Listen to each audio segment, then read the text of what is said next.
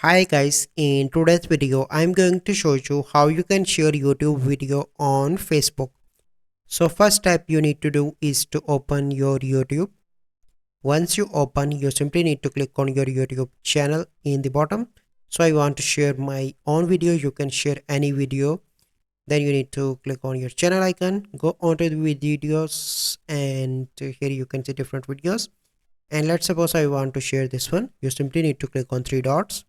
Here you can see different options. You simply need to click on share in the bottom, and here you can see different popular social media apps.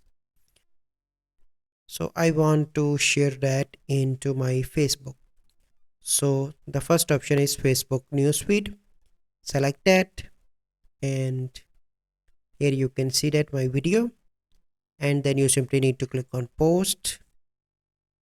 So let me show you on my Facebook. It is now posted. So click on your Facebook, click on your profile picture, and here you can see that. So this is the process. I hope you find this video helpful. If you find this video helpful, must like this video, subscribe to our YouTube channel for future videos. We'll see you in the next video. Thank you. Have a good day.